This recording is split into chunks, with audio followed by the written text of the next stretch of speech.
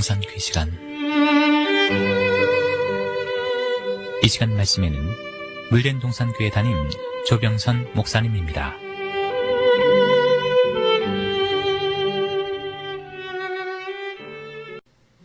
할렐루야.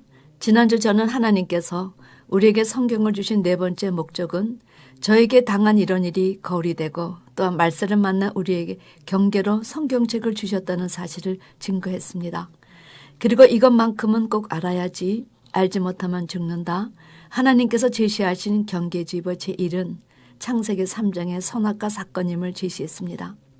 에덴 동산에 나오는 선악과 사건을 모르는 하나님의 자녀들은 없습니다.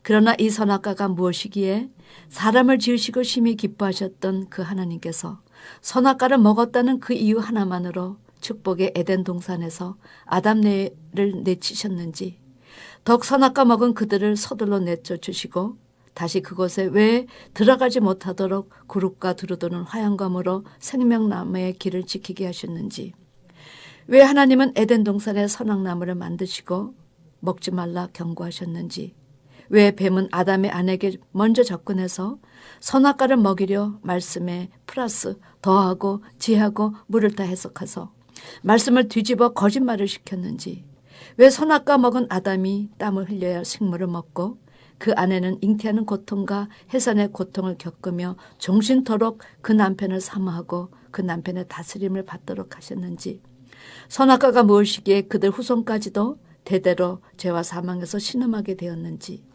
선악과를 먹고 나서의 무서운 후유증에 대해서는 지식적으로 알지만 그 선악과가 무엇이기에 그것을 먹은 그들뿐 아니라 그들이 낳은 자녀들마저 그 죄를 유전받아 죄와 사망 속에서 뒹굴어 했는지, 여러분, 이것을 바로 알지 못해 장래 하나님의 교회가 불명예스럽게 큰성 바벨론 큰 음녀라는 오명을 쓰게 된 것을 예고하십니다. 그러나 그럼에도 불구하고 여전히 선악과를 먹고 의로운 자들을 정죄하며 죽여 그들의 피에 취해 살다가 결국은 하나님의 심판을 받고 불못 속에 들어가는 심판받는 것을 보게 되지요. 선악과 사건에서 주시는 교훈 첫째는 선악과는 장성할 때까지 먹으면 안 되는 품목이라는 사실입니다. 둘째는 하나님의 말씀에 절대로 누룩이나 세상 것이 가미된 것을 먹으면 안 된다. 이것 먹으면 영적으로 문둥병이 걸려 자칭 의인이 되어 하나님의 참정도를 정죄하다가 불못으로 들어가게 된다. 셋째, 그러므로 하나님의 말씀을 알 때 분명하게 알아야지. 그러지 못하면 사단의 밥이 된다. 여러분, 하나님께서 주신 이 세 가지 경계주의보가 선악과 사건에서 기인되는 사실을 잊지 마시기 바랍니다. 이 경계주의보 속에 창세기 6장 하나님의 아들들이 사람의 딸들과 결혼하는 사건이나 홍수 이후의 바벨탑 사건이 다 포함됩니다. 바벨탑 사건의 재판이 큰성 바벨론이기 때문이지요. 두 번째, 하나님께서 제시하시는 경계주의보는 창세기 12장에 제시되는 애굽이란 단어입니다. 하나님께서 아브라함에게 나타나셔서 너의 본토 친척 아비집을 떠나 내가 내게 지시할 땅으로 가라 하셨는데, 아브라함은 개나리 보쯤은 빨리 잘 싸고 출발하였는데 그만 지시하신 땅으로 가지 않고 하란에 멈추어 장사판을 팔려 큰 돈을 벌었습니다. 그리고 아버지 데라를 하란에서 잃고 거기서 모은 모든 소유와 얻은 사람들 이끌고 가나안 땅에 들어가 베델로 가 여호와 이름을 부르며 단을 쌓았습니다. 그런데 그 땅에 기근이 심하니 아브라함이 그만 애굽에 우거하려 남방으로 내려가지요. 여러분, 성경에서 애굽이란 세상이란 뜻입니다. 하나님이 가라고 지시하신 곳은 가나안 땅인데 가나안을 향해 떠났다가 하란에서 장사판 벌리고 살다가 기근이 드니 또 애굽에 가서 살려고 내려갔던 것입니다. 배고프니 목구멍이 포도청이 된 것이지요. 그런데 애굽에서 아브라함은 아내 사레 연고로 아비멜렉으로부터 양과 노비와 암수 나귀와 약대를 얻고 사레를 내어주는 위기를 맞습니다. 아브라함의 생각에 그 아내 사레가 아름다우니 애굽 사람이 자기를 죽이고 사레를 빼앗을까 봐 누이라 속였기 때문입니다. 아비멜렉은 아브라함이 사레 오랍인 줄 알고 그를 대접해서 많은 것들을 주고 사레를 안으로 맞으려 했기 때문입니다. 그런데 그때 누가 나서서 간섭하여 주셨나? 하나님께서 간섭하여 주셔서 아비멜렉 집에 큰 재앙을 내리셔서 아브라함 식솔이 애굽에서 안전하게 빠져나왔지. 만약 하나님께서 함께 하시지 않았다면 아브라함은 자기가 살자고 아내를 애굽 왕에게 내주는 비겁한 남편이라는 오명을 쓸 뻔했습니다. 그런데 애굽으로 내려갔다가 그런 큰 변을 당했으면서도 아브라함은 또다시 또 남방으로 이사해서 그랄에 우거하다가 아비멜렉에 또 한 번 아내를 빼앗길 뻔합니다.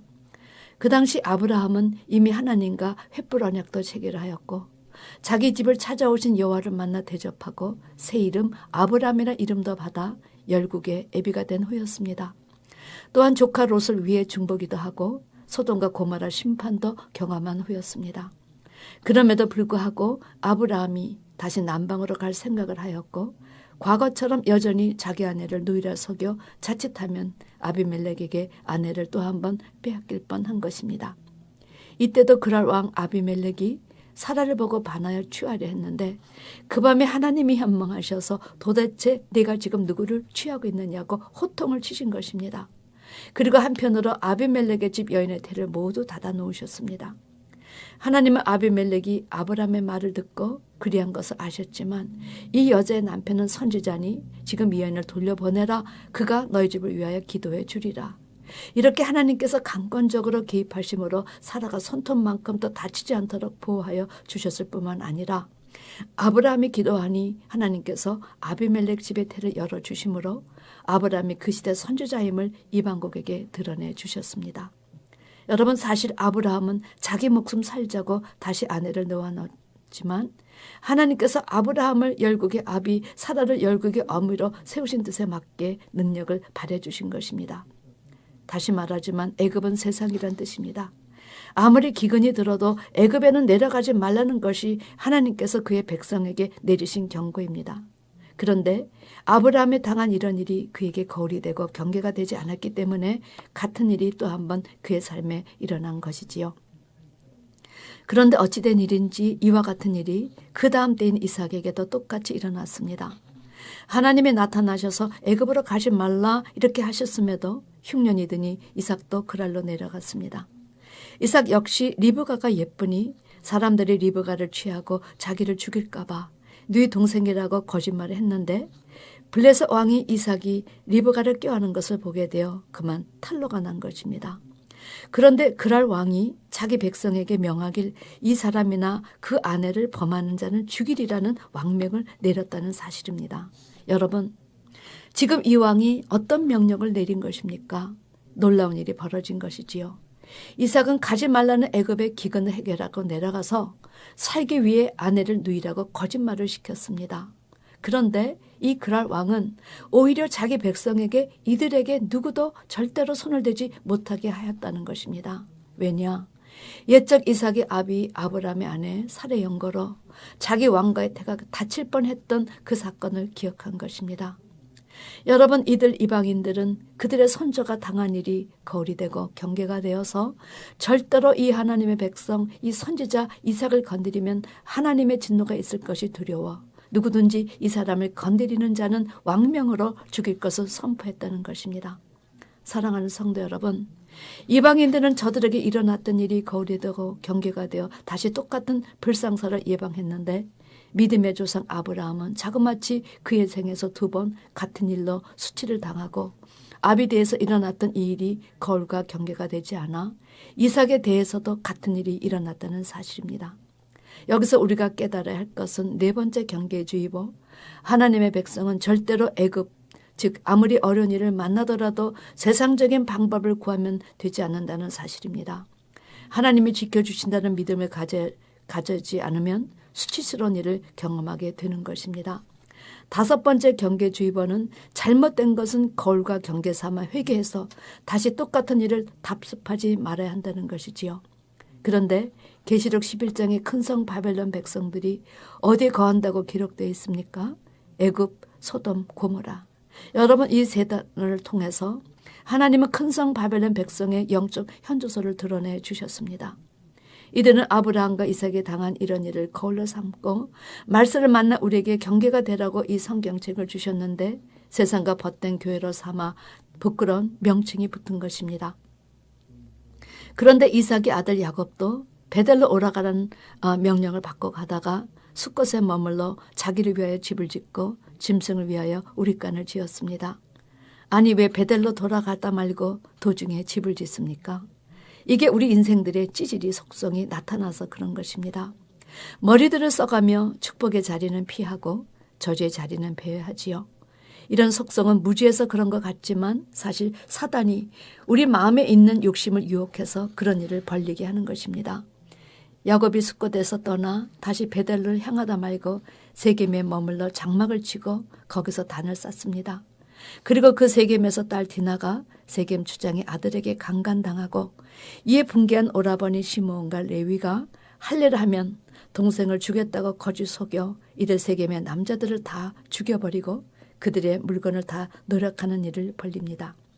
이 사건을 통해서 야곱은 가나안 사람들에게 하나님의 백성들이 냄새를 풍기는 부끄러움을 경험합니다. 성경은 이렇게 제시하십니다.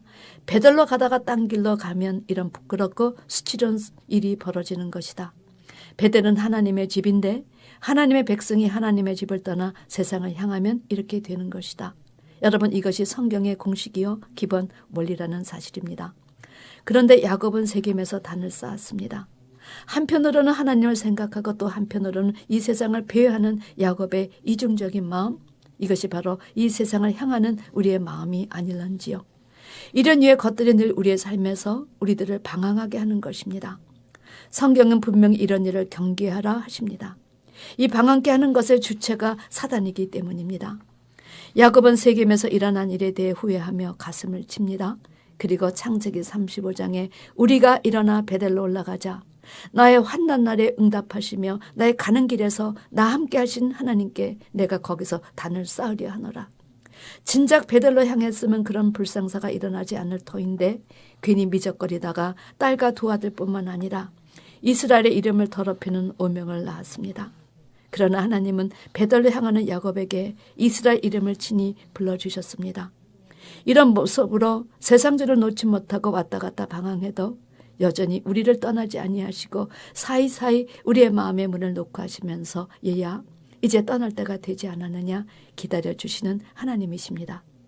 야곱이 당한 이 사건에서 우리가 거울 삼고 경계 삼아야 할 것이 무엇입니까? 두 가지입니다. 첫째, 베델은 하나님의 집이란 뜻이요 하나님의 명령으로 마땅히 가야 할 것으로 제시되었습니다. 그러나 이 길을 막는 것은 외적 환경에서 오는 것보다 어디서 나오는 것이 많다? 내적 욕망입니다. 그러므로 여섯째 경계주의보는 자기 안에 내적 욕망을 물리쳐야 한다. 예수의 이름으로 물리치라. 베델로 올라가다 쉬게 하는 모든 것이 다 사단에게서 오는 것이요 자기 안에 내적 욕망에서 오는 것이기 때문입니다. 둘째, 야곱이 세겜에서 단을 쌓았지만 하나님은 베델에서 단을 쌓는 것을 기뻐하십니다. 여기서 우리는 제7째 경계주의보를 깨닫게 되지요. 여기가 성도가 도착할 도착지이다. 성도들이 세상 속에서 여러 교회를 다니다가 마지막 숙성되어 두 증인으로 거듭날 것으로 지시된 것은 바로 시온산 촛대교회입니다. 이 시대 모든 목회자들은 자기가 심무하는 교회를 세상의 어둠을 밝혀주는 촛대교회로 거듭나게 해야 합니다. 7번째 경계주의보는 베델로 돌아가 제단을 쌓아라. 촛대교회에서 제단을 쌓아라. 나는 신령과 진정으로 예배드리는 자를 찾는다.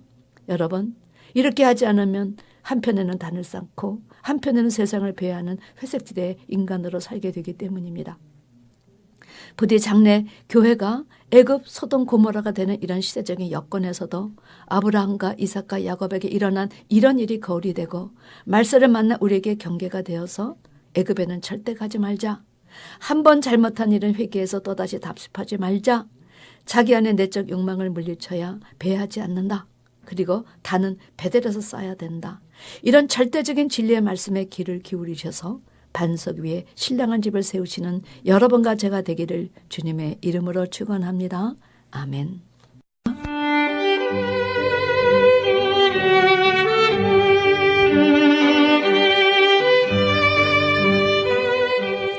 지금까지 말씀에 물된 동산교회 담임 조병선 목사님이었습니다.